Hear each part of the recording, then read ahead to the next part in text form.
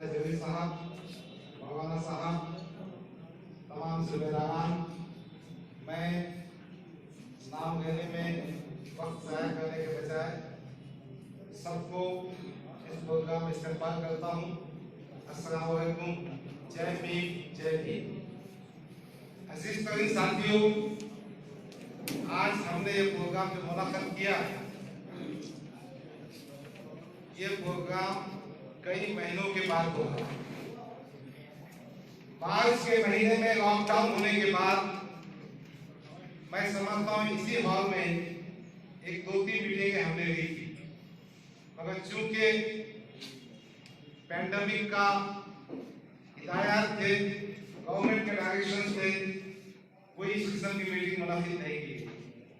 आज भी हम ये मीटिंग मुनक्किद कर रहे हैं, तो मैं समझता हूँ जहाँ तक हो सके हमने इन तमाम चीज़ों के एहतियात करना चाहिए जो पैंडेमिक के लिए जरूरी है। आज के प्रोग्राम के 2-3 मकासद हैं।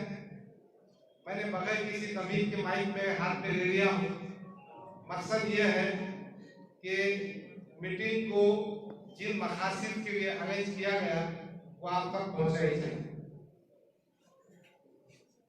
मार्च के महीने में लॉकडाउन स्टार्ट हुआ, हमने उसके बाद से सियासी सरगर्मियां जो कुछ थी, सियासी मूवमेंट्स को कम कर दिया। उससे पहले मैं अपने साथियों के साथ ये तय किया था कि हफ्ते में 3 दिन बाहर और 3 दिन औरंगाबाद शहर में देना चाहिए। उसके पीछे मकसद ये था कि हमारे पास अप्रैल में कॉर्पोरेशन के चुनाव होने वाले थे, वो सब आगे बढ़ चुके हैं। इस दौरान मुझे 2-3 महीने काम करने का मौका मिला। मुख्तलिफ अजरा के हमने दौरे किए, साथियों से मुलाकातें की और महाराष्ट्र की मुख्तलिफ डिस्ट्रिक्ट में जाकर वहाँ की बॉडीज को नॉमिनेट किया, समझने की कोशिश की। आज की इस मीटिंग में पहला मुद्दा तो यह है उन तमाम साथियों को सम्मानित किया जाए, उन तमाम साथियों को एजाज दिया जाए जिन्होंने कोरोना वायरस पैंडेमिक के जमाने में बेहतर अंदाज में खिदमत अंजाम दी। यकीनन ये शहर की जनता, महाराष्ट्र की जनता, हिंदुस्तान के अवाम काबिल मुबारकबाद है कि उन्होंने आगे बढ़कर खिदमत। मगर यहाँ पर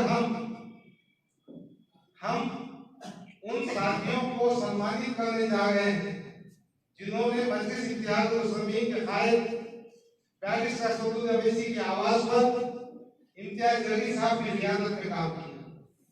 यकीनन इस शहर में बहुत सी तंजीमें हैं, बहुत सी जमातें हैं, बहुत से अफराद हैं जिन्होंने खिदमत का काम अंजाम दिया है। हम अल्फाज के जरिए उनकी सताइश करते हैं, उनका इस्तेमाल करते हैं, मुबारकबाद पेश करते हैं। तो आज हमने तय किया है कि जिन साथियों ने मजलिस इत्तेहादुल मुस्लिमीन के बैनर के तले एक सियासी पार्टी का जिम्मेदार वर्ग होने की हैसियत से कोविड-19 के मसले पर फूड किट्स की तकसीम का काम, देखिए एक जिम्मेदारी का काम था, मुस्तहक़ीन तक अनाज पहुंचना जरूरी था। ऐसी बात भी सामने आ गई थी कि कुछ लोग आपके पास से किट हासिल कर स्टॉक कर रहे थे, वो मुस्तहक़ नहीं थे। हमारे साथियों ने इस बात की कोशिश की कि मुस्तहक़ीन तक अनाज का किट पहुंचाया जाए। मैं यहाँ पर खास तौर पर हमारे कायद खासदार इम्तियाज जलील साहब का जिक्र करना चाहता हूँ। जब हमारी गुफ्तगू हुई तो हमारे जहन में खिदमत का मामला था, ज़रूरियात जिंदगी का सामान देने की ख्वाहिश थी और कोशिश की हमने। इम्तियाज जलील साहब का, बगैर साहब का सबका कहना था कि गवर्नमेंट के मशीनरी को काम में लगाया जाए। ये इम्तियाज जलील था जिसने डिस्ट्रिक्ट सर्वे ऑफिसर के अकल को ठिकाने आया और इस बात की कोशिश की दिसंबर तक public distribution system fair price का राशन पहुंच सके। यकीनन इस मिशन में जो हजरात के पास राशन कार्ड थे, जिनको ज्यादा दामों पर अनाज दिया जाता था, जिनके अनाज के कोटे में कटौती की जाती थी, हमने कई शिकायतें की और यकीनन इम्तियाज जलील साहब के दबाव, उनकी कोशिश की वजह से डिस्ट्रिक्ट सप्लाई ऑफिसर ने इस बात की कोशिश की कि हम इंसाफ दे सकें। और मुझे खुशी है कि कम से कम इस शहर और जिले में बाकी अजला में भी हुआ, ये काम इतना अच्छा हुआ कि हमने गवर्नमेंट की जो स्कीम थी वो स्कीम सही तरीके से, सही मानों में, सही मिकदार में गरीबों तक पहुंचा सके। एक और बात है कि मैं आपको एक बात और कहना चाहता हूं। जैसे ही पैंडेमिक का मसला डिक्लेयर हुआ, हमारे कायद बैरिस्टर सऊद अवैसी ने, जिनको इस शहर से खास मोहब्बत है, 1000 किट का बंदोबस्त किया। और साथियों, मैं एक जिम्मेदारी से कहना चाहता हूं, मेरे कायद मोहम्मद ने कहा, हमको हुक्म दिया कि ये जो किट्स हैं, राशन के जो किट थे, खास तौर पर उस इलाकों में तकसीम किए जाए जो पसमानदा है। उसका डिस्ट्रीब्यूशन मैंने साहब के पास लिखकर भेजा।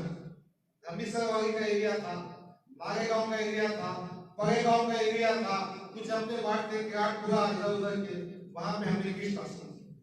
तो आपको ये बात समझना चाहिए कि बैरिस्टर सऊद अवैसी ने 1000 किट अपने जेब खर्च से हमारे जरिए गरीब और मुस्तहक अवाम तक पहुंचाए।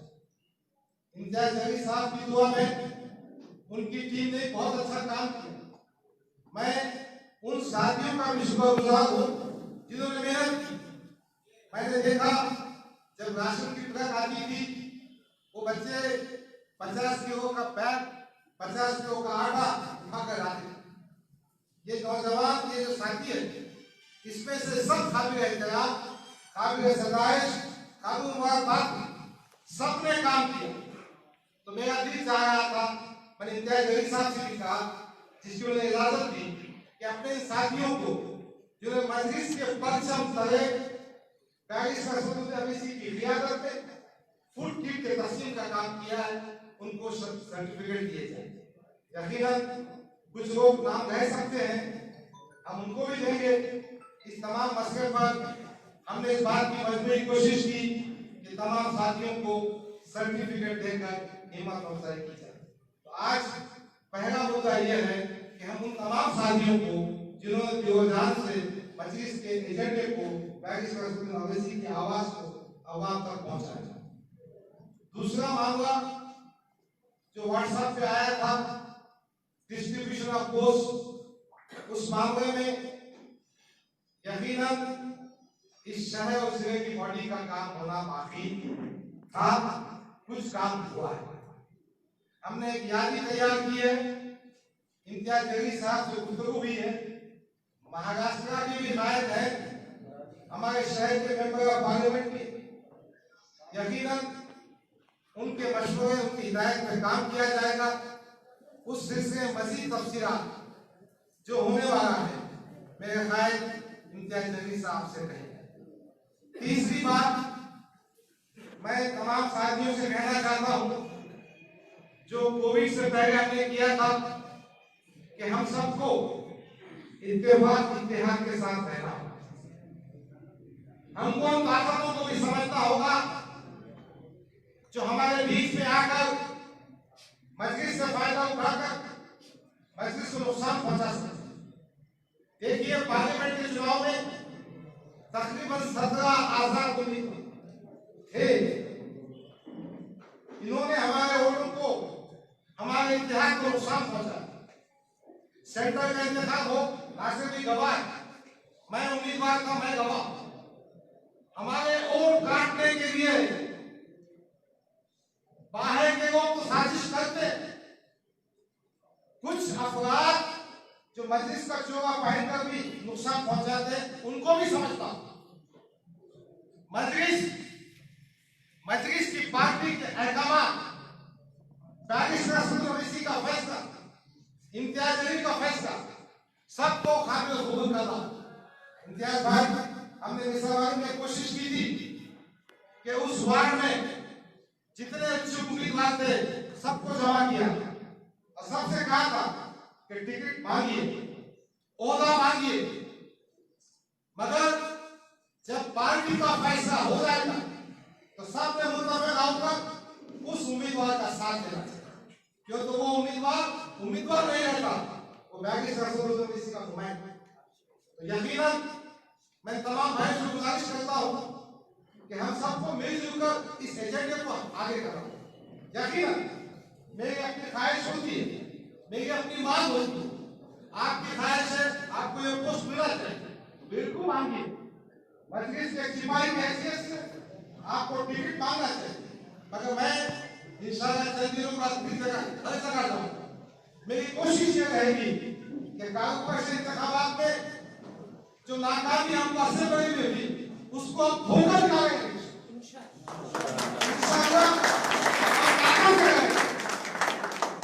हमारे साथियों में तस्वीर की कमी है, सरकार बहुत कम है, अच्छे लोग बहुत ज्यादा, मजलिस के लिए मन में बिठने वाले लोग मौजूद हैं, बैरिस्टर असद ओवैसी को फिदा होने वाले लोग।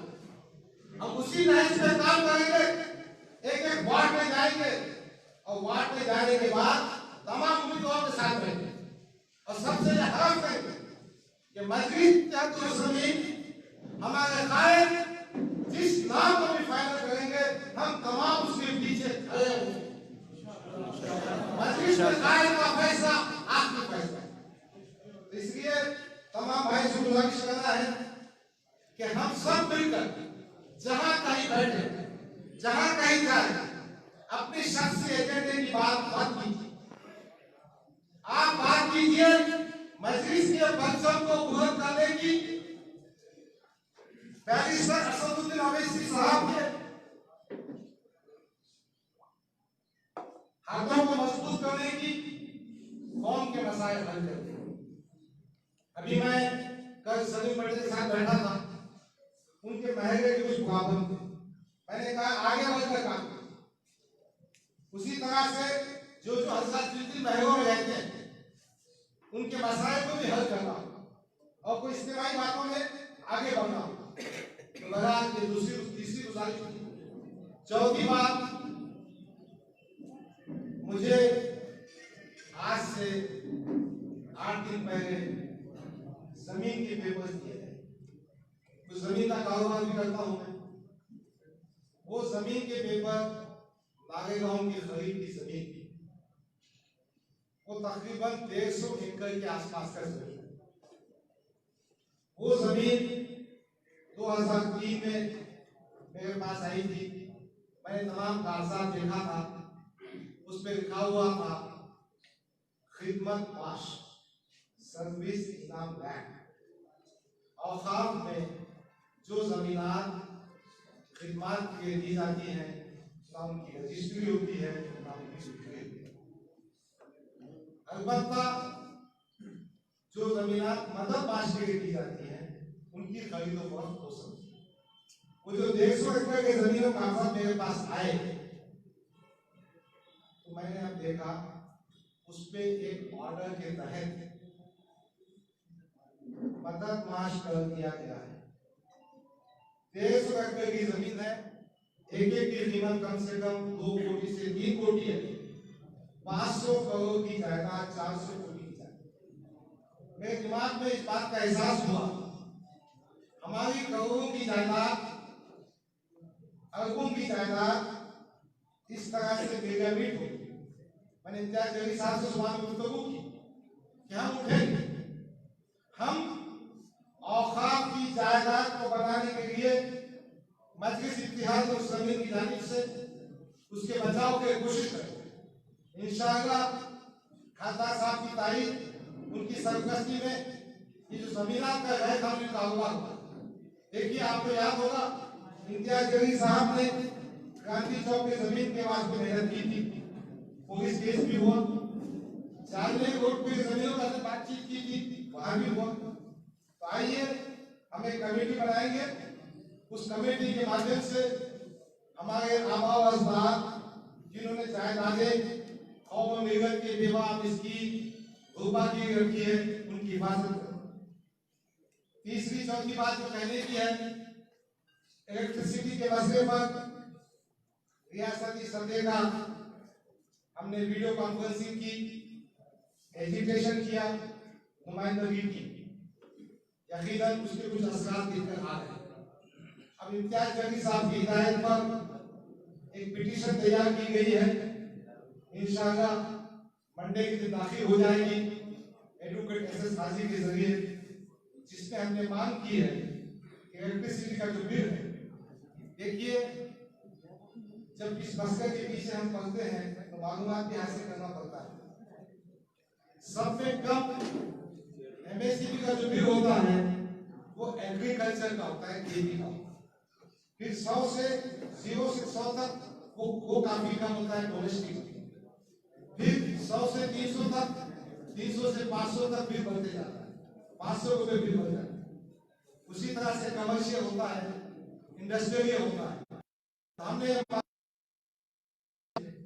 तमाम एग्रीकल्चर सेक्टर का, उन तमाम का जिनकी ईडी 100 के आसपास है, 100% माफ कर दिया जाए। जिनका 500 तक है उसका 50% माफ किया जाए, जिसका ज्यादा है उसका 30% माफ किया जाए।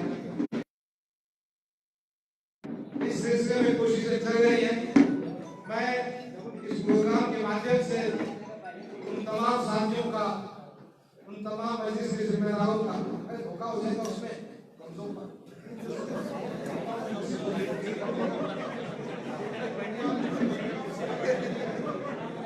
पत्रकार साहब, हमारे इम्तियाज जलील साहब पत्रकार रह चुके हैं, मुझे इस बात का पूरा एहसास है, पत्रकारों को ध्यान रखेंगे, कोई मसला नहीं है। खैर, तो इस मौके पर उन तमाम साथियों का भी मैं शुक्रिया अदा करता हूँ जिन्होंने राइट दी की मुहिम में। ये सर्टिफिकेट तस्लीम होने से पहले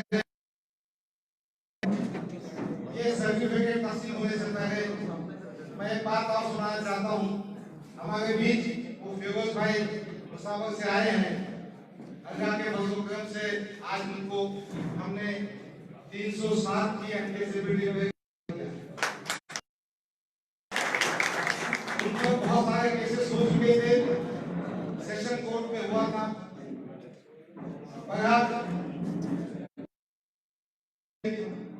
मजलिस इत्तेहादुल मुस्लिमीन आपको ये बताना चाहती है कि हम तमाम साथियों के साथ खड़े हैं, उनके साथ में सुख में रहेंगे। अब इस मौके पर मैं समझता हूँ सर्टिफिकेट तकसीम होने से पहले हमारे कायद मोहतरम इम्तियाज जलील साहब आपको मुखातिब करेंगे और आपसे गुजारिश है खामोशी के साथ Imtiaz Jaleel. Please like and subscribe my YouTube channel.